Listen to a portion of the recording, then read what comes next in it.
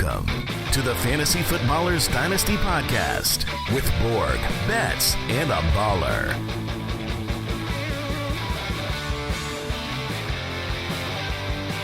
Welcome in. It's Wednesday, April 2nd, Fantasy Footballers Dynasty Podcast. I'm your host, Kyle Borganoni, and I'm joined by Matthew Betz and the godfather of rookie picks, Andy Holloway. That's right. That's right, boys. The other guys are out of town, and it's my turn to share some wisdom. It's great. Oh, rookie picks. I love them. Yeah, Kyle and I were talking last week. We're like, man, okay, Mike's gone, Jason's gone. Who are we going to get to come on the show to talk rookie picks? And we were like, who loves rookie picks the most in the industry? Obviously, it's Andy. What's funny, Andy, is the number one question we get from listeners is not, who are your favorite draft trade targets or startup picks or rankings. Where is Andy on the Dynasty podcast? So we finally can check that off the list. And make people happy. I make my appearances special. Like, it's just, gone long enough to miss me type of thing. You know what I mean? Exactly. I don't want to be too redundant. You're probably squirming a little bit because you're not the captain of this ship right now. No, it's weird. Like, I feel like I could do whatever I want. Like, I could just walk away. I don't have buttons to push. I don't have to drive a conversation. It's awesome. You could literally do whatever you want right now. But yeah, I'm going to play point guard, but we need you to score. Yeah, let me just say one thing because I'm realizing this right now. Not hosting just teaches, like Jason and Mike, they do basically nothing. You just realized that? I just realized that. Like, what do I got to do?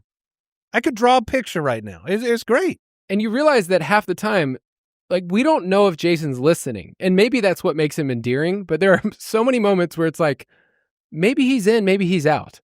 And okay. So you're afraid to throw to him sometimes. Not afraid. It's just like he's a man that stumbles into greatness on a podcast. Yeah. And so, you let him live. That's what the greats do. Sometimes people don't know how little he knew about fantasy football when he started this podcast. Like, that's not an exaggeration. Like, when 2015, 10 years ago, like, Mike and I were like living, breathing, 24/7 fantasy guys. And Jason was like running a company at the time. And he knew that the show would have some success.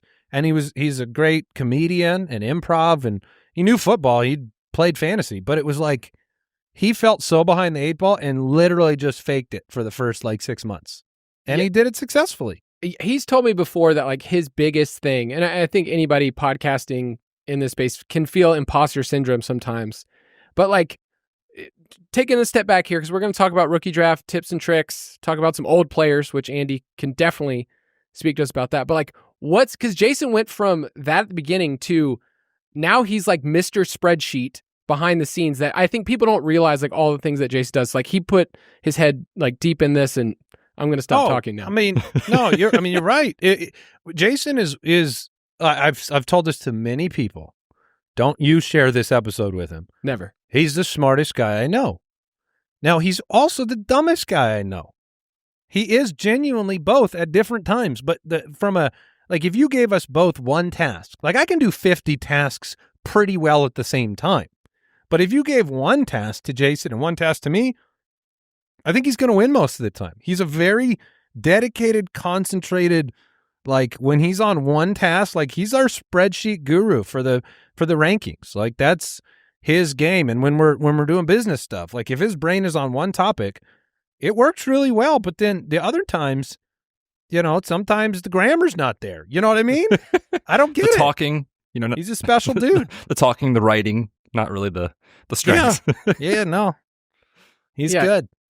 So like I mentioned on this episode, we're going to be talking rookie draft tips and tricks. We want you to be able to crush your rookie drafts. And also, if you want all the rankings, those are updated in the Ultimate Draft Kit Plus. The Dynasty rankings, Andy and Mike and Jason just went through a rookie preview this week where they got to walk through and say, hey, here's my initial thoughts on these. We still have to talk about landing spot. Still have to figure out like what's the draft capital for some of these players. We'll talk about that. But all of those are updated in the Ultimate Draft Kit Plus if you want to get in on that. We'll also have an update right after the draft if you want to make sure. Like, I know that there's a couple players that even just talking through it, Andy, on the show, I'm sure your opinion was like, okay, you know what? Maybe I could be a little bit more bullish on these guys. So was it just helpful just to like, I know your head's in so many different spaces, like you said, like you have 50 things, but like, was it nice to just talk through these prospects? Definitely. And to hear the opinions of, my co-hosts and just, the Travis Hunter discussion was an interesting one. Yes. He's so difficult to rank because it's like the biggest talent versus the unknown contrast that you could ever have, where I think teams will be smart and they'll play him on a bunch of snaps. And then, Mike was talking about, Jaden Reed, and, he's not out there all the time, but he makes a big impact when he's been a fantasy, impact player before. So if we get that from Travis Hunter, he climbs up the board. Like, we had the thought exercise on the show, like, if you knew he was just a full-time wide receiver, he never played cornerback, and he's just the wide receiver we see on film, and we all would, I think we all said we'd have him at one of the rookie prospects. It's like, do all the other prospects fall in line properly to how we feel about the wide receiver room? Probably a lot better, right? If it's, if McMillan is the 2 of this class, okay, I can get with that. Like if it's Burden or somebody, okay, he's the 3 or 4 of this class. Like, Hunter's ambiguity on usage is causing, I think, a lot of just disappointment with this wide receiver class. Yeah. Betz, do we have any updates on, I know you get to look at the betting markets more than us, but like on where things are shifting of where Hunter could go? Because like it had been a while where it's like, okay, this is the Browns at 2. If it's the Giants at 3, I think we all like that, but we still don't know the like long-term answer at quarterback. So is there any update of like where things are trending? So a lot of the markets, it's really funny that Andy was talking about the ambiguity. A lot of the markets for like first corner, first wide receiver, all of those things, how many corners are going to go in the first round, all of those markets are a caveat, Travis Hunter not included, because the books don't even know what to do with him. Last time I looked, he was the betting favorite to go 3rd overall, which would be to the Giants as things stand right now, which is an interesting landing spot because they actually kind of need help in both spots where he could help them on corner defense and obviously at wide receiver across from Neighbors. So who knows, man? And what's wild about the whole situation is, obviously we'll find out in the first couple picks in the NFL draft where he goes. But a lot of rookie drafts start that following Monday. So you have a couple days to like try to get your head around what you think the right move is. And then it's like Monday morning, here we go. You need to decide. So yeah, it's wild, man. But Kyle and I were talking about this a couple shows ago. I've kind of come around to like, initially I was a little bit like, do I really want to waste a rookie pick on a guy who might not even play wide receiver that much? But then the reminder is like, a lot of these guys aren't going to work out anyway. And so if you're shooting for upside and like the best case scenario, there's not a wide receiver in this class, in my opinion, that has the best upside case if it hits than Travis Hunter. So it's like, well, I might as well swing for the fences, especially if you can get him, I don't know, 105, 106 if people are worried about it in your rookie draft. It kind of feels like a swing for upside type of play anyway. Yeah, a player going off the board at 3, potentially. Yeah. Yes. Yeah, I think people don't want to make a wrong decision and therefore they're paralyzed into like, I don't know what to do. We've never had a situation like this. I can't go back and use something else as precedent for it. And instead, it's like, okay, maybe it's just time to be bold. If I'm at the 106, 107, he's still sitting there, and I'm past the elite running backs, because I think everybody wants an elite running back in that first tier, swing for the fences. I mean, there's so many other things that we don't know. And Mike brought it up, like, he's probably going to be in high leverage situations at the end of the day, right? Like red zones. He's not going to be out there to block. Hopefully not. Kyle's gonna target per route run. I was gonna say that Kyle's gonna love him in the spreadsheets because his targets per route run is gonna be off the charts. It's like when he's in there, he's specifically in there to get a target. I mean, Kyle's gonna be just doing cartwheels for this guy in the spreadsheets. That's the goal. That's the goal at the end of the day. All right. So before we talk that, I got a quick question for us, and Andy is probably the perfect person to bring this up with.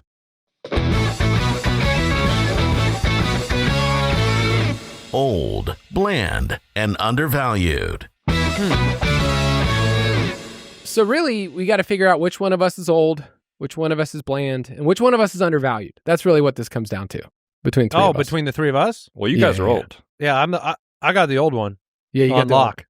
And bland, I mean, watch you guys can debate that one. Yeah.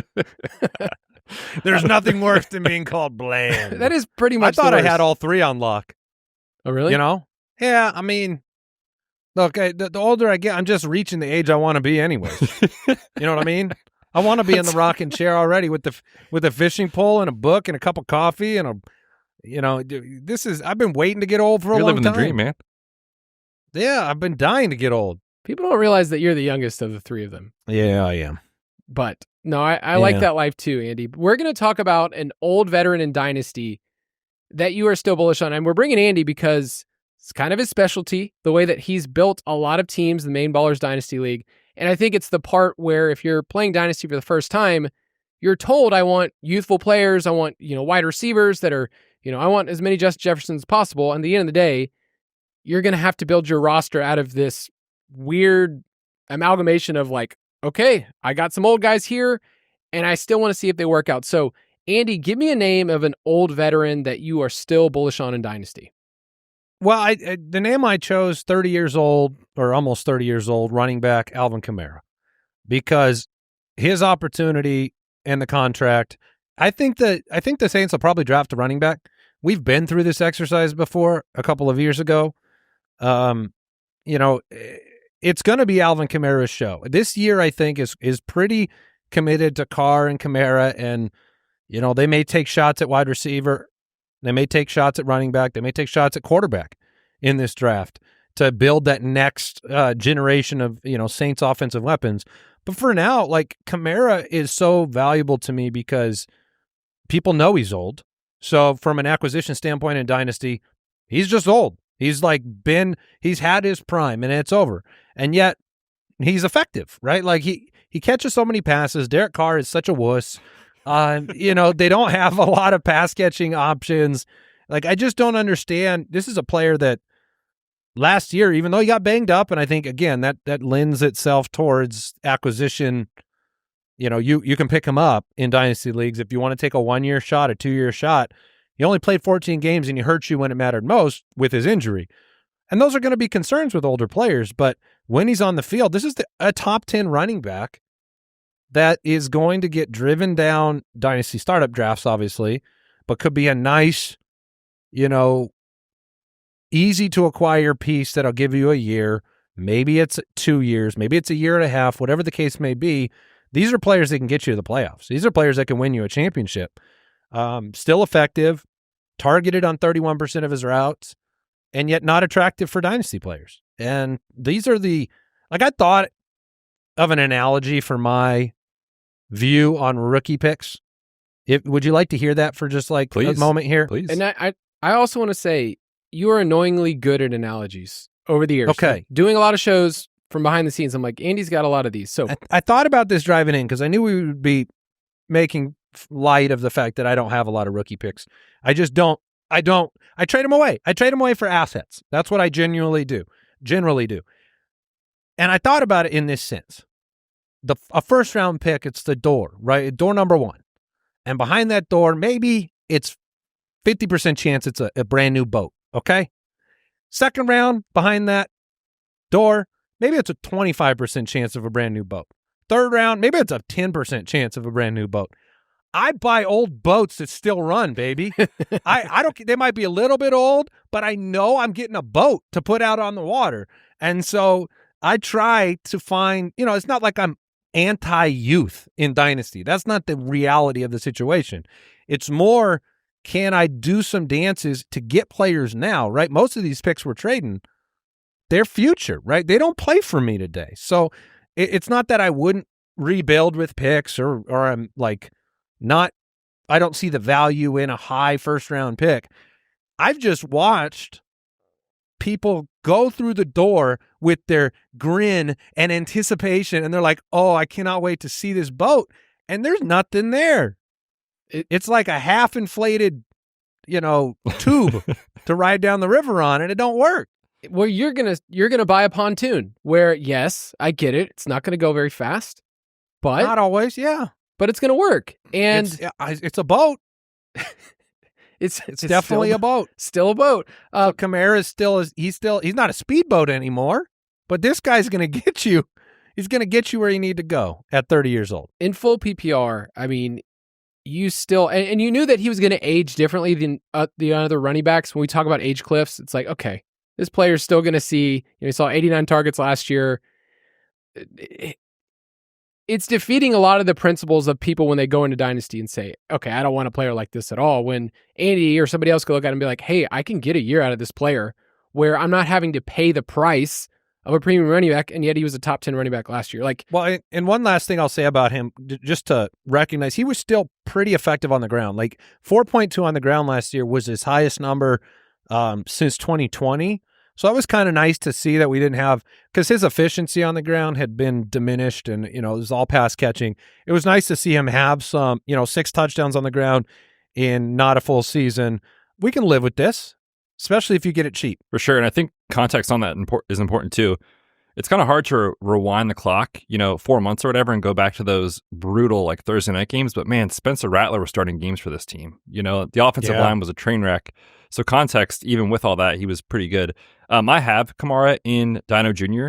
It's a team I acquired. And when I got him, I was like, okay, I'll probably try and trade him away because he's old and he's bland and I don't really want him, right? But in the trade market, I'm getting offers as a second round pick. And it's like, if I think I'm going to make the playoffs this year, I might as well just hold him and go down with the ship. And it kind of feels like he's at that point in his career. Some guys are just like that, right? Like Mike Evans. It's a good boat analogy. That's I like you wrapping the boat there you in go. there. I tried that. Some of these guys just get to that point where they don't have a ton of value in general, but their value on your team is so much higher than it will be via trade, even if, quote unquote, the right move is to get a second or something like that. I think it's kind of hard to get a first for a guy like Kamara. So it kind of feels like a guy you're holding. And like Andy said, getting those RB2 numbers for production this year. Yeah, I think he's a great trade candidate if you're in it and you want to stay in it. So, Betz, you have George Kittle on here, who seems to not be aging when it comes to fantasy. Yeah, and this is something we've talked about on the show, and the Marv's Dynasty Life Cycles articles are always one that I check out and recommend in the Dynasty Pass. Such good information, but basically, yeah, these tight ends, they're not aging the way running backs do at this kind of 30-ish-year-old mark. Everybody sees 30 in Dynasty, and they're like, all right, time to get out. But we see guys produce at the tight end position for years beyond that, sometimes 32, 33, 34. Zach Ertz is still doing it, somehow still doing it. But George Kittle, coming off of a season where he was just awesome last year. Now we obviously have no Debo. Ayuk's coming off a major injury. There's trade rumors surrounding Ayuk. Obviously, those have passed now, but there are rumors again for another season. I think Ricky Pearsall is exciting, but we have to be honest, he's not the cleanest second-year player we've ever seen, and I could see a path where that works for them. I could also see a path where it doesn't for Pearsall. So who does it all come back to? In my opinion, it's Kittle. And obviously McCaffrey is there as well, but Kittle in the passing game is such a major factor for this team. Brock Purdy is there, and Purdy is very quietly set up for more touchdown passes this year. We saw his touchdown rate go from 7.6 to 7%, and then this past year, major dip at 4.5%. So if he comes back to 5.5%, something around that mark, I think George Kittle is going to be a huge benefactor of that. And at 31 years old, he kind of has lost the shine of a young, exciting Bowers or Laporta or, Tyler Warren or Colson Loveland this year. Those guys, he kind of feels like, he's fine as like a mid-range one in startup rankings, but I think you're going to get 2, 3, 4 more years of great production from George Kittle. He's been, I was just making sure that this was correct, he's been a top 5 tight end 6 of the last 7 years. And there's a couple years in there where it's like, am I really getting much more than a ton of yardage? Remember he had that monster year, his second year, 1377. So it was like, oh, this is just a yardage guy, but his touchdowns, 2, 5, 5, 2. And so you kind of penciled him in as, okay, well, I'm never going to get these elite touchdown numbers the way that Andrews or Kelsey had, but the last 4 years, 6, 11, 6, and 8. So he's kind of morphed into being a red zone monster more than just a yardage guy. And I think you're right, Betz. He's just going to age differently. I'm sure they're going to talk about contract extensions again with him because he's kind of due. I feel like, do the 49ers just have this weird amount of money they give extensions to players all the time? Purdy's about to get it. I don't understand their budget. No one at does. all and how it works. Don't worry about that. They're weird. They're very weird. I mean, they pay Ayuk and then they wish he was gone. Yeah. And then Debo gets paid and he's gone. And their draft picks are always weird. I feel like they've had a couple of years where they reach on players. Remember Tyrion Davis-Price, a running back that just out of nowhere, it's like, oh, this could be our backup. Actually, he's not on the roster. Like, they're weird. They're a weird team, and they're annoyingly good most of the time. But Kittle, I think that's a good pick. I just want to throw out Geno Smith.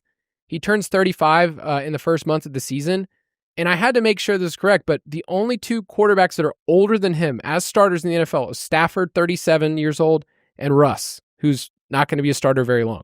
So Geno's much older. It surprised me how old he was. When I saw you put his name in here, I was like, wow. Like, Geno's like, and they're talking extension with him. Yes. That's the point, that it's like they could have gone into the draft and said, at 6, we like the quarterbacks here. We like Sanders or whoever.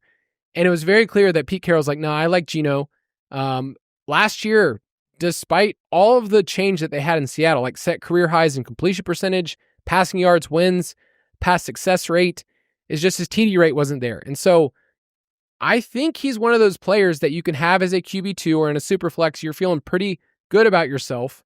And there's a bunch of guys, like I was kind of polling some of the Foot Clan, and he's so old that he just gets pushed down startup rankings where it's like, I'd rather have Geno Smith than Sam Darnold, who could just be a 1-year experiment. I'd rather have Geno than Justin Fields, another 1 year. Stafford, Anthony Richardson. Would you guys rather have Geno than all those guys? I think so. I think probably. I think the Raiders stank is sitting there, but I think that might get renewed pretty quick. I love the Raiders this year. I'm all in on the Raiders. The only one I would say maybe I'd rather have is, like, if you're picturing Geno in this kind of like 2 to 3 year window, like, in my opinion, he's pretty much tied to Pete Carroll, and whenever Carroll's done, he's probably done, is what I'm thinking. So it's like, if you're playing on that 2 year, maybe 3 year window, maybe Fields gets this year and next year, and then it's like, obviously we know he's going to run, so he's more valuable for fantasy, but I can't argue with any of the other names. That's for sure. Are you saying that because Carroll's going to be 74 like when the season starts? Unreal. Pete Carroll's the best, man. That's just wild. That's just wild. Yeah. That's crazy. He literally is the only person that I'd be like, yeah, that's a young 74. I know. Like, you wouldn't put him up against all these other coaches who look very, like, Ben Johnson has aged in the last month and a half, like 20 years being the Chicago Bears head coach, where Pete Carroll still looks the same. Cameron Artis-Payne was the one that had the fake age. That's right. Yep, for the Panthers.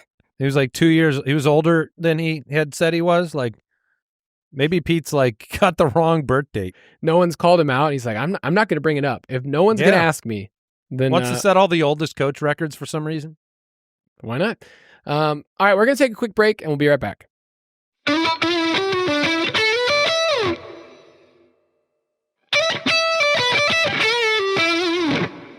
So last year on this episode, we gave some tips and tricks. If you want to, you can find those on the website. We also have some Ballers Dynasty tips, which are in the Dynasty Pass if you want to make sure you look at those, but we've got some new ones this year. Tips and tricks. So we're going to have a little discussion, boys. Like, it's one thing for us to bring up a tip, I kind of monologue, give you some thoughts. I want this to be conversational. And I think, Andy, you can bring a unique perspective as somebody who's seen it. Like, think about this. You're the old grandpa. Yeah. That's it. That's the end of the sentence. No, you're the Rocking old, in my chair. That's it. you're the old grandpa who's seen some things in your dynasty league. You've seen some mistakes, some things where, man, this person reached on this player because they saw the opportunity. So in a second, we'll talk about running backs and opportunity. But you guys remember when Michael Carter was drafted by the Jets? It was like the 4th round. And all of a sudden, it's like, this is the landing spot. He is the guy. And it ended up being a fringe first-round rookie pick for a lot of people just because of opportunity. I remember in the Ballers Dynasty League kind of zooming out and thinking like, okay, is this normal? Is it normal for people to look at this? And so I did some deep diving about 4th-round running backs and what people do, and that led me to the same thing about Dameon Pierce and other players. But I guess I want us to use leagues as a case study. And so, Andy, you can bring that out from the Ballers Dynasty League. If you have any of those, if you have some tales to tell. You did not win this past year, correct?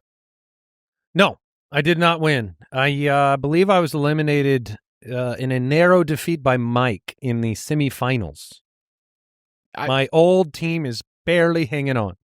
See, we are the opposite. Jeremy and I have a young, exciting team. Some would call us maybe the sexiest, best-looking team in the league. And some being you two. Yeah, got it. yeah, Jaden Daniels looks really good on a roster right now. It does look pretty good. So, the different places. But the first tip that I want to give is if you are going into a rookie draft, create a range of outcomes now. A lot of times we talk about draft capital for certain players, and that being a huge piece of the puzzle. I think it's hard because it's like this process that we're going through. We've done the evaluation of the players. You look at their stats, the film, what everyone else tells you, like, here's where I should draft them. And then you're like, okay, when they get drafted, how much should that affect me? So I want to ask you guys first, like, if you want to give a percentage, that's fine, but like, how much should draft capital go into your evaluation of a player? So in a second, I want to bring up Troy Franklin because he's one of those guys that I had an opinion. And then once the draft capital got added in the 4th round, I was like, how much do I let this affect? So Betz, like, how much should we over or underreact to draft capital? Hard question to answer because we know it's like one of, if not the most predictive metrics, if you even want to call it that, like in prospecting. I mean, it's the reality. 1st and 2nd round picks hit way more than 4th, 5th, and 6th round picks, right? That's just how it goes. So one thing I would say about that is like a guy like Troy Franklin is a perfect example because going into the NFL draft, there was a point when you were seeing some mock drafts and stuff like that where it was like, oh, maybe he could sneak into like, I don't know, 28th overall or something like that. Like everyone was mocking wide receiver to the Bills. We just got the guy wrong. It was Cam Coleman. But that was like a sexy potential landing spot. And then you're hyped up for Troy Franklin. Everything looks good in the spreadsheets, all these things. And then all of a sudden, draft night comes and the fall happens. And it's okay, now he's not the 2nd round. Now he's not the 3rd round. And it's like, oh boy, here we go. If you held on to like your pre-draft evaluation of Troy Franklin and said, that doesn't really matter. Like it's still a good opportunity with him with the Broncos. I think that's the wrong way to go about it. On the flip side, if there are guys that sneak into the 1st round or 2nd round that you were like, I don't think the NFL really likes this guy, you have to adjust. Even if they're not the cleanest prospect in the world, you have to adjust. And the perfect example of that this year is Matthew Golden, who I said last week I'm worried about. Like, I don't know that it's going to work, but there is a point in rookie drafts where I'm not going to take my bias and think that it's right. If the NFL is like, he might go 12th overall to the Cowboys, it's like, okay, I need to react to that. And I'm not saying I would put him over Hampton or some of those other guys, but still, like, there's a point where that matters more than what I think about a prospect. So, yeah, I think NFL draft capital is the most important metric we can use because that's what teams are doing with their resources and investing in these players. And when you're taking in the 4th or 5th round, the leash is very short, and sometimes these guys don't even get an opportunity to prove what they can do. So, yeah, it's very, very important. Yeah, I mean, you sum that up perfectly. I don't have a lot to add to that other than the fact that, like, what you touched on at the very end there is so true. It's the leash given to the player. Why does draft capital matter? Financial investment, and then how it reflects how a team views the player's role on the roster, right? I mean, if Golden goes 12, it's like Gibbs, how high Gibbs went for the Lions. It was like, oh, like how foolish would we be as analysts? Like we have the unfortunate task of like from the end of the season up until all the way into the draft, which is, that's 2 months, more than 2 months, 2 months plus on Twitter. That's a long time on Twitter for opinions and proclamations and declarations to happen. But I think the people that succeed the most are the ones that are willing to adjust quickly and not view that as a weakness. Like we don't earn any bonus points by, holding on to what we think about a player on tape as a fantasy football player when a team tells you something else. And so that, you've got to have fantasy humility there and just say, okay, I was wrong about that. Or they see something I don't see. And that doesn't mean every one of those players works out, obviously, but it's pretty darn impactful, when you see that happen. And Troy Franklin being that good example of just like, hey, the NFL saw something different. Even with him going much later in the draft, I don't know if he could have gone to a better situation going late to a quarterback he's familiar with. And it still didn't work the way that maybe fantasy players thought it could work. And that's based on the team's commitment to him. So, unfortunately, that's just the reality of the situation. Yeah, you could have had take lock with a player like Franklin of going, you could have spun it and like, well, it's only like pick 102 and it's to Bo Nix and I really like this player. Yep. It's like very easy to let draft capital be like, it's important, but like it's not a super late day 3 pick. Like you could go through that whole exercise because I was looking at our rankings, like pre-combine, he was wide receiver 6, not for Andy, of course. No. But Jason, we liked his tape. Post-combine, we had him as wide receiver 8, so he kind of slid a little bit. And then post-draft, he was our wide receiver 14, but there were 16 other wide receivers that were drafted ahead of him in the NFL draft. So I think I was even shocked at how far he dropped. Yeah, I wasn't a big fan of his, but I didn't think that was possible. It was one of those things where, like, I had gone through this exercise before, and Andy will know this one too, but Hakeem Butler was a player I really liked coming out of Iowa State. This is 2019. He was mocked by most people. Like, his mock draft database final number was 43rd overall, and he goes to pick 103. And I remember my rookie drafts thinking, I still like this player. Yeah, I'm going to go steal him. Yeah, and I can get him. I can get him late. And yet I kind of learned my lesson there when I got to Troy Franklin as, okay, like, I know what I think, but if the NFL is saying this and they're falling this far, it's usually a red flag. And I think we just need to do that with players, like create a range of outcomes. What if, for instance, Cam Scatterbo this year? It's like, could he go in the second round? Sure. Like, I think we all could see that. He could end up in the 5th round. And so kind of give yourself a window with players like that of like, okay, if he goes to the 5th round, and I still like the players like, okay, this is fine in the 3rd round of your rookie draft. But I don't think Cam Scatterbo needs to be a player that you plant your flag on if some team drafts him at pick, 140. The inverse Troy Franklin for me, just to be on the other side of being right and wrong on the analysis, would have been Xavier Worthy. Like, his draft capital was much higher than I thought it was going to be. Like, I knew that, the landing spot was good. The draft capital was higher than I thought. And that meant adjusting my opinion of him as a player and what I saw in film. So it does play a really big role. And what do you think? Let me ask you this question. Put on my hosting hat for 2 seconds. Nice. Let me ask you guys this question, because you talk about creating a range of outcomes. Like, I think fundamentally part of the draft, part of why people trade players for picks, is due to the range of outcomes and you seeing at least a potential for the excitement of this player being a top tier 1, tier 2 talent. That's why you're making selections, right?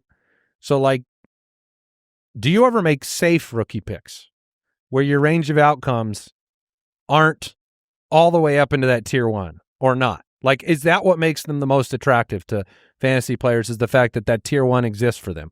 I think so. I think just thinking like in the drafts that I've done over the years, roughly, I feel like when you get to like 106 to 107, that's where you can really start to paint a picture positively for somebody or negatively.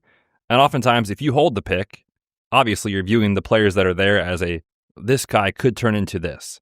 And I think about last year, like the guys that kind of went in that range off the top of my head, guys like Keon Coleman, guys like Xavier Worthy, where it's like, I mean, he could be Pat Mahomes' wide receiver 1. I mean, he could come in and be Josh Allen's 1 for the next 5 years. Like, he could be that.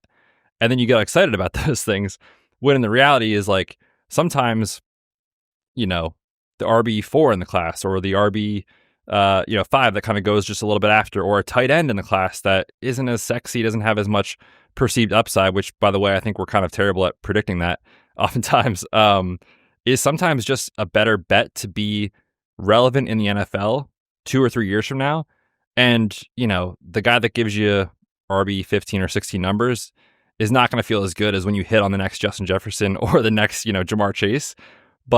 Or Bucky Irving in the 3rd round. But it keeps your dynasty roster afloat. And obviously being able to there we go with the boat analogy. Being able to predict that is obviously way easier said than done. All boat analogies today, boys. Way easier said than done. But yes, I think there is going to be some guys that this year's class that will go kind of in that range, that you could paint a picture where it's like, oh my goodness, like Luther Burden, like if he just lands in the right system, he could be incredible for fantasy. And it's like, yeah, but I think Colston Loveland might just be like a better player in the NFL for the next 4 years. There's a better chance of him hitting, even if it's not the same outcome. So yeah, I think sometimes we do paint too much of a positive picture for these guys, where the reality is some of these guys are just going to fail.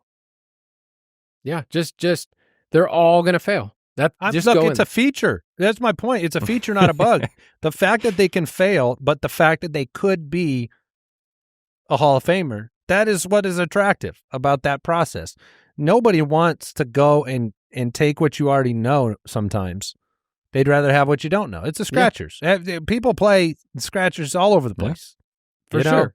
Yeah. They don't win a lot of boats, but they play. Well, it's because if you've hit in Dynasty on a Justin Jefferson, it's the best feeling in the world. Like, you're like, I'm sure I have the coolest, the best player possible, the youngest, the best asset, and I got him, at 107 or whatever you got him that year. So I think the final part about this is that you can actually right now look at projected draft capital. It's not perfect, but it does give you a starting point of certain players. You can go on mock draft database, grinding the mocks. There's a little bit of groupthink. So, at some level, we're all kind of copying off each other's papers and just saying, I think this is where this guy goes. But it at least gives you a starting point. And I've found, I've done a little research. JJ Zacharysen's done this too. But if a fantasy community really likes a player and then they fall in draft capital, it's like, okay, well, we really like this guy, but we all were, looking at highlights on Twitter or whatever it was. But if the community's lower on like a wide receiver and they go 30 spots higher or more, it's usually like, okay, well, the NFL really likes this player. We need to pay attention. The running back's the one, though, like there are certain running backs that we think, oh, this is like a, I don't know, day 3 guy. And they get selected around 2 or 3 and you're like, okay, I need to pay attention. James Cook was one of those guys that was like a fringe day 2 pick. And then the Bills take him in the second round. And we're like, they view him this way. And you saw James Cook is a legit, starting running back in the NFL. Maybe he gets a second contract, but we need to pay attention to those kind of players. Speaking of running backs, I think this year is going to be different. And we've talked about that at length of like the prospects. And so this tip is called running backs are going to be bananas once again. Last year was an anomaly where we saw the fewest total yards, fewest total touches from rookie running backs.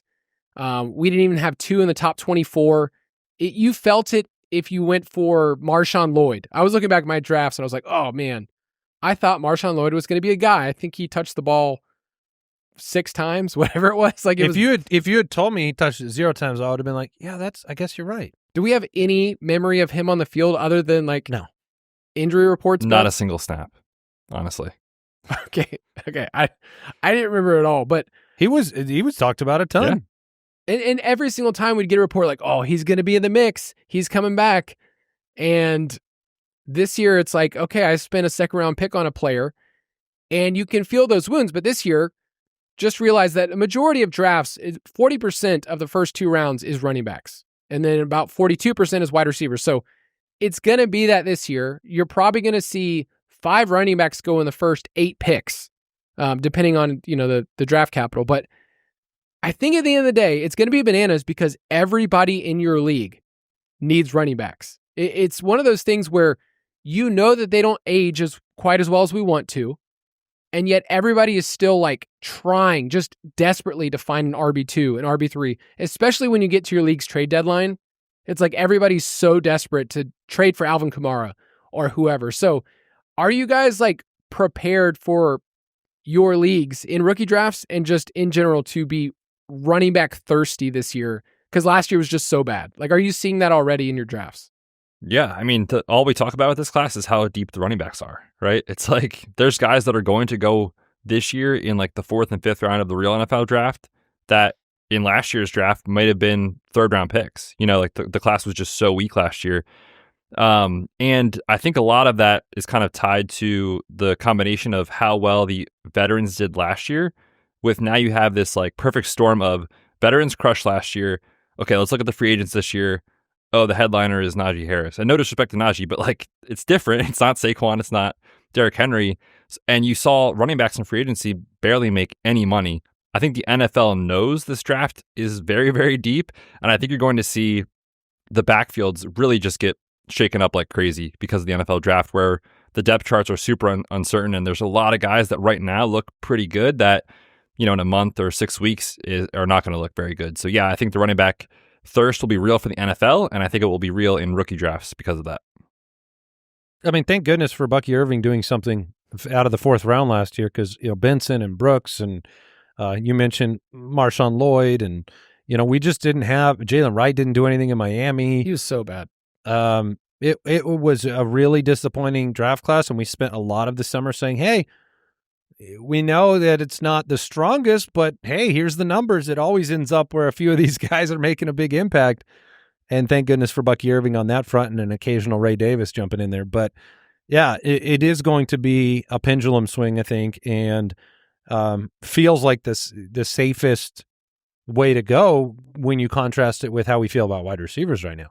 Yeah, and within this tip, like if you're deciding between a couple of different running backs, just let the pass catching profile be the equalizer. I know that we're always looking at opportunity and jumping right in, but like last year in the 4th round, you mentioned Jalen Wright went at pick 120, Bucky 125, Will Shipley, Ray Davis, Garendo, and Braylon Allen are basically all picked at the same exact spot. And so I was kind of handcuffed when I was in my draft. Like, I don't know which one to pick because they're all clearly being drafted as backups. So how do I figure this out? Well, Bucky, he led all running backs coming out of that class with 56 receptions, despite the fact his combine was so bad. Like, that's what really pushed him down in the fantasy community's mind.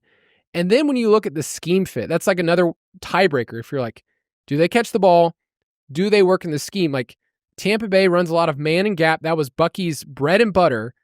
And the one thing we could say about Bucky's film was that he hits the hole pretty hard for a small guy and he can run between the tackles.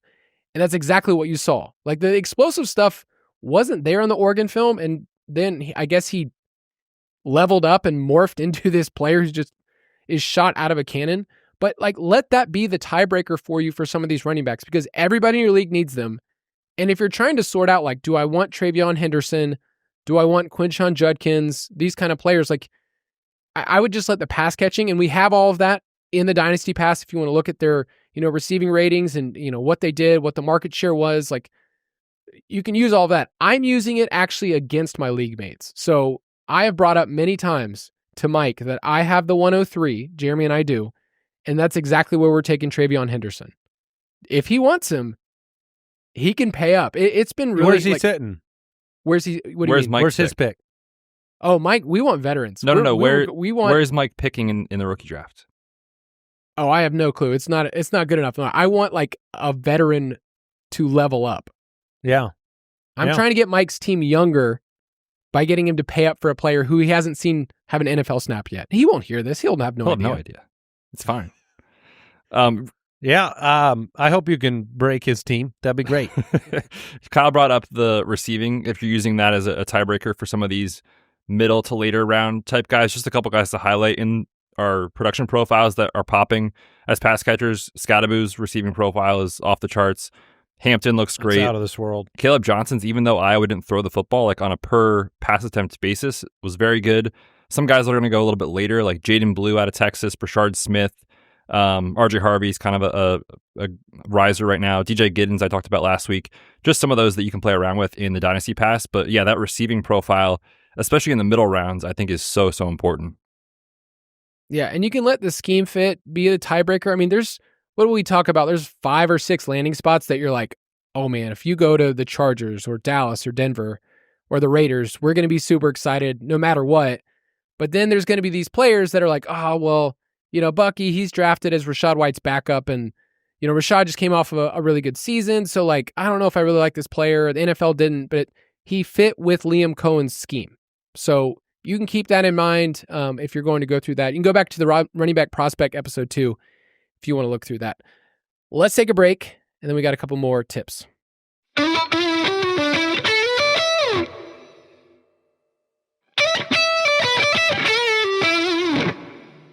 This next tip we're going to talk about is wide receiver opportunity is a myth. Just bet on talent. So I want to list a couple players, and I want you in one word, guys, just to tell me your feelings, your emotions when you hear these players. So Betz, how do you feel about Jonathan Mingo? Not great. Not good at all. Just bad. And I think we all felt bad going into the draft. When he went second round, we're like, oh, huh? Maybe there's something we don't know. And it was a depth chart that we could all say, like, okay, there's room there. And obviously I'm using bad examples here, but I think it happens a lot. What do you guys remember about Laviska Shenault? Lots of highlights on Twitter. Second round pick, Yeah, lots of fans of Laviska Shenault. Twitter not based on loved what he him. did in the NFL. He looked good. None He of looked good in the per route stuff, right? If I recall correctly, a lot of manufactured touches coming out. But we see that a lot with guys that come out of college, and the question that you have to ask is like, how is this going to translate, and is it going to translate at all to the NFL? We saw that a lot last year with a guy like Malachi Corley. Remember coming out, he had a month-long stretch on Twitter where he was like the hotness, and then that's the NFL true. draft came, and I think he had a little bit of buzz because the Jets, if I recall, traded up for him. But the question coming out was like, yeah, he's awesome as a yak guy, but like, there's only one Deebo Samuel, and it's Deebo. So is this going to translate? And obviously we know it didn't. So Laviska Shenault, man, what could have been? He's going to be a legend forever. I'll remember Malachi Corley solely for the fact that he blew his first NFL touchdown by dropping the football before the goal line. That was terrible. Like, that will forever be what I remember. I feel him, bad. Unfortunately. Yeah, that was terrible. I saw somebody compare Luther Burden this year to as fancy Malachi Corley or expensive Malachi Corley. I mean, well, time will tell. Time will tell. I mean, I do love this tip overall, though, because, you can broaden it out beyond wide receiver opportunity just to, like, there have been a lot of players that we doubted based on landing spots that situations changed really fast. I mean, nobody liked Jalen Waddle going to Miami. That was like the death knell. Put him in Miami as a rookie, and it's like, oh, I hate that. Like, that's just brutal. And he had a great rookie season on that team. I think he was over 100 catches. It was just, if you believe in the talent of the player, things tend to work out, and you're going to bring it up, I'm sure, but the idea of targets being earned, right? That was a problem for Quentin Johnston, right? It was like, that was pretty evident that talent did not match because the targets were not there. If you have a hard time earning targets, it's something we talk about with wide receiver prospects. It's really hard to transform into the pros and being this target monster all of a sudden. Like Brian Thomas Jr., when he was taken 23rd overall by the Jaguars, we went into, the situation and say, Calvin Ridley's gone, but Christian Kirk, Evan Ingram are there. He didn't really earn targets in college, and so you can kind of explain it away and say it's not a great opportunity, and yet a year later, the situation looks completely different. And so I think the point that I want to bring up and then look at this year's class and kind of bring it up too is like year to year, so much changes. Trying to figure out how a team is going to work this year is tough. Imagine trying to project a year later. Like Jalen Polk was one of those guys who said he could be the number one for the Patriots. I mean, the opportunity's there. They traded up. He's 37th overall. We didn't see Diggs coming. I mean, and him putting up basically the worst season ever, right? Yeah, I think we talked about like adjusting our opinions post-draft based on draft capital. If we liked a guy, but then the draft capital's bad, okay, well, adjust your opinion. But Brian Thomas was somebody that, like, okay, if you liked the talent going into the draft and it's backed up by draft capital, don't talk yourself out of him because of some opportunity argument that, like the team is going to just bury a super talented first-round draft pick. That's a different situation. And I think a perfect example of that would have been maybe a guy like Worthy over Brian Thomas Jr. if you had him, Keon Coleman, Jalen Polk. Obviously, I don't think that happened like often, obviously, but I'm sure there was a couple examples of those things happening in rookie drafts where, yes, those guys definitely got a boost post NFL draft, and they should have. But the question is like, I believe Josh took, they talked through Keon Coleman over Brian Thomas, I believe. Classic Josh. Yeah. They're messaging now. His co-manager's very furious about it still. But the question is like, how much of a boost should you give NFL draft and landing spot? And I think a lot of times the answer is we should give it a small boost, but sometimes we give it way too much credit when the truth is we just want to bet on these talented players. Can I ask one more question about that that's coming in my mind is that one of the areas we've seen some problems has been great landing spots in our heads, Coleman, maybe Clyde in years past. But these Sky Moore. These are teams that won without these players already. That's the thing that I don't think we ever think about. Like a lot of it is good teams, good quarterbacks, good situations. We want them on those rosters, but they're teams that are winning.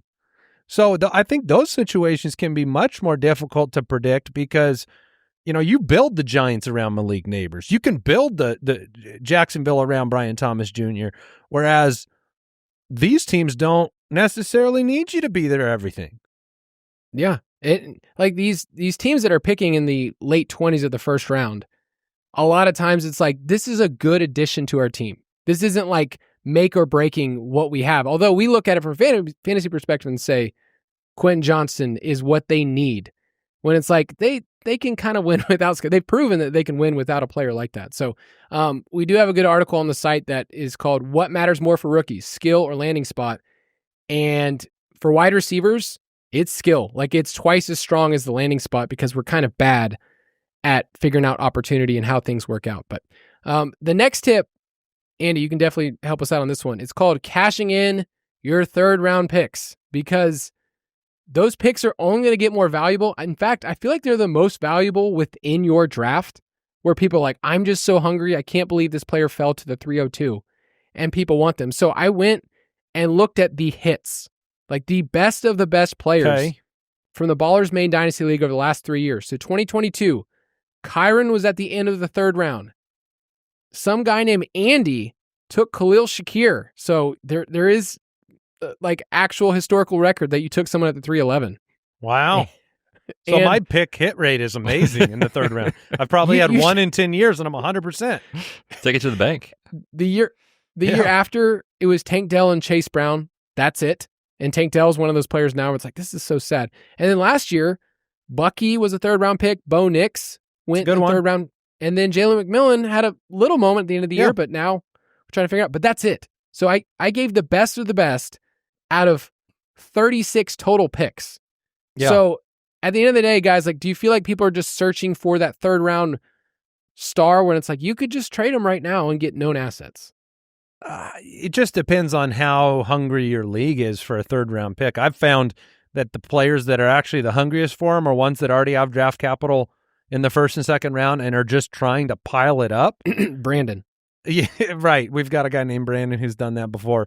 But yeah, I mean, I think if you look at, that's 36 picks, right? So maybe that's 1 in 5.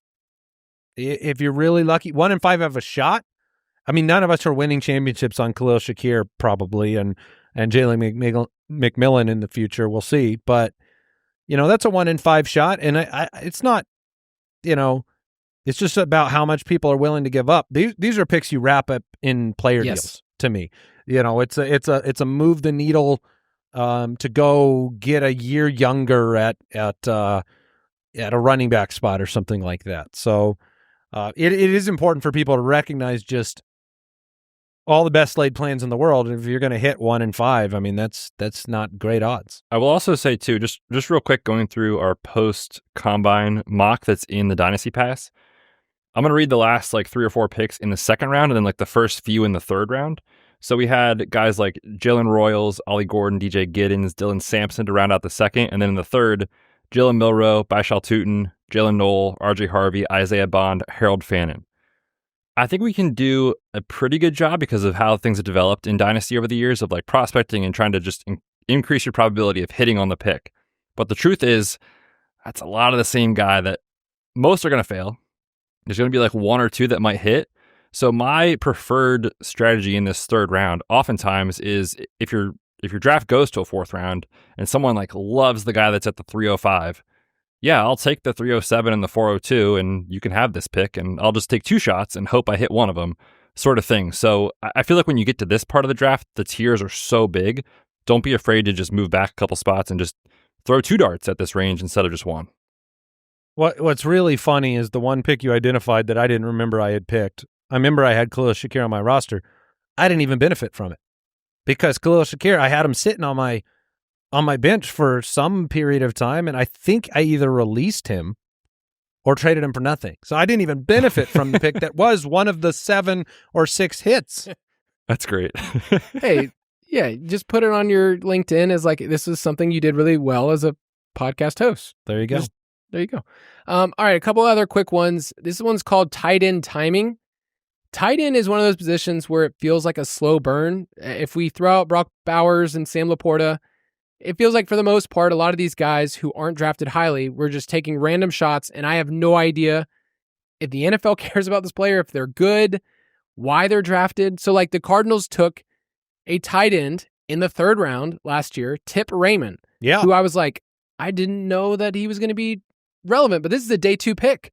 And normally that matters for us in fantasy, but he was mostly drafted as a blocking guy. And if you look at most of the tight ends, I went back all the way since 2017, most of the tight ends that were taken ahead of where we thought they were going to go have been relative busts. So there's a list right in front of you right here. So when you're surprised with the tight end, it's normally a bad surprise. It's a bad surprise. If they go 30 picks ahead of where their consensus, I have a list and it'll be on the website. I mean, Jordan Akins was drafted. He was 26 years old, which is like the oldest tight end prospect ever, other than Hayden Hurst. Like it was just wild. Gerald Everett was Sean McVay's first ever draft pick. He went way ahead of where everyone else thought. Like Gerald Everett and Jonnu Smith are the only guys on this list that have done anything remotely good for fantasy. And it took Akins, Sample, Keene, Degura, Strange, Ozzy. Oh, I remember that hype. Oliver. Yeah, I mean, a lot of Schoonman hasn't worked out. Yeah, a lot of whiffs. It's just tough when we see a day 2 pick. We go, ooh, I want to take this player because they mean something in the NFL. But it's just a good reminder for that tight ends. Yeah. For tight ends, it's like they might be drafted to block. That's what Drew Sample was drafted to do. That's what Tip Raymond was drafted to do. He's not going to overtake Trey McBride. So just be careful in your draft of using a pick early, even though the NFL thinks they're really, really valuable.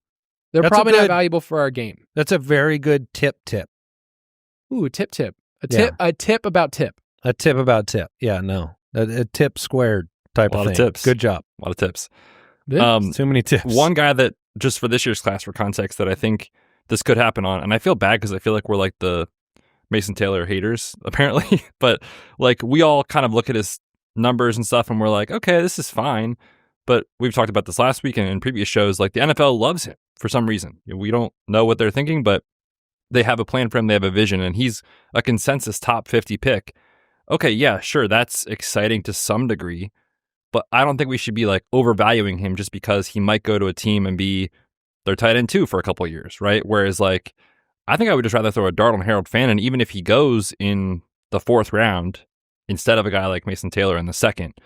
This is one example that Kyle talked about where the NFL draft capital, we want to factor it in, obviously, but one where it can get way overblown, especially at tight end. All right, final one I want to wrap up with is, I'm just titling it Sun Tzu This Thing. So okay. We all know the famous quote from Sun Tzu, right? Clearly. Let's just all say it, right? Why don't you tell us that quote we know? Oh, okay, fine. Well, if you know your enemy, you know yourself, and you'll win 100 battles that way. But basically, know your league, know what they're about, understand, and the way that you can do that is just look at the picks, look at what assets they have in front of you. So I can look at Andy's team and go, okay, well, he's got nothing, working for assets. But I also know the age curve of where Andy's players are at and what Andy needs. So Andy's very active as a trader, but I can also label where he is in the league. Like, okay, Andy's been a contender the last couple of years. He's not really looking for picks. Every year for like 10 years, but go on. But he could finally hit the credit card. That's usually the analogy that Mike gives. Is like the creditors could be coming. That's in what they tell me. That's what they tell me. But I'm afraid of him. Andy's one of those players where it's like he's a contender in this league, and I can label him there, and you can just do it in a simple spreadsheet. You can also create a list of players that have certain archetypes. Like, I need insurance running backs, and list maybe 4 or 5 of them, as opposed to I am going to this one manager who has this one specific backup, and you get pigeonholed with your league and while you're trading. And so during the rookie draft, you're like, okay, well, he has the backup that I need. I got to get Isaac Guerrero because I have CMC. This is the only guy I can trade with. Where if you know your league, you know that there's more than one guy. In fact, you probably want multiple backups that are better lottery tickets that actually strengthen your team than just the backup to CMC. So labeling people in your league and knowing your league is a really key thing going into the next month, because that's like everybody's head is in it, but no one really understands where the rest of the league is. I like it. I like the idea of putting teams into buckets of those categories for sure. I think it's super helpful it pays dividends on your trading perspective well into the year. Definitely. And I also think too, one thing that you could also consider with your league is historically, if your league's been around for 4 or 5 years, like you've got a database to go back and look at what types of players your league mates select. Are they drawn to the flashy, could be a boat guy, or are they more of a safe pick? And so then you can say, okay, this is how I could see the draft going. These are the players I could see available to me in this range where I'm slotted, and kind of understanding the range of outcomes that are possible there. And it helps you, I think, value the pick better in some ways. So if it's a guy that you want to fall to you and you think it could happen, okay, I like this pick, I'm going to keep it. If I know the guys that I like, my league mates are also on, I'm probably not going to get the guy I want. Maybe I trade out this year, that sort of thing. So yeah, I think that's super important because every Dynasty rookie draft is different than the other one. Yeah. We have a list. I'm just telling you, we got a little spreadsheet working for our Dynasty team. It's just called Studs for Sale. Oh. And all it is, me and Jeremy, we have Studs for Sale. I want to look in on certain teams, and I just get a reminder. It's like week 5, week 6. I'm like, okay, how is this team trending? Like, are they like, okay, they're like 2 and 4, whatever it is. It's like, I just want to check in, but I forget. Like, I'm in a couple of leagues where I don't remember who's on every single roster. And so that's all this is. Like, one of the leagues, it took me 10 minutes just to set up like a couple of different tabs. And now it's just, this is my Dynasty worksheet that Jeremy and I worked from. And we've gone places from complete like laughing stock of the league to respectable. People at least respect us now. Like, I don't know, Andy, where would you put us in the buckets? You're trouble. Yeah, you're trouble. Okay. I mean, they're contender. Definite contender. Yeah. Hopefully some kind of contender that'll overthink it all and ruin the current roster that you have. That's my hope at this point. I would just like the record to show that Kyle thinks that I typecast him as like the spreadsheet guy. You're literally talking about tracking your league in a spreadsheet. Kyle, you are such a nerd. Watch the tape, man. Watch the games. What was the name of it? Studs for Sale? You will never get access to this document. Oh my gosh. There's people out there that are like, you know what? I just needed a gentle push that this is my year in Dynasty that I get to move forward. And I just think I just did that. I Sun Tzu'd this thing. Good for you, Kyle. Yeah. Impressive. Next week's episode, we're going to be doing another rookie mock draft. And I'll actually be there in the studio in Arizona. Andy. That's right. So we changed the codes, though. You can't get in the door.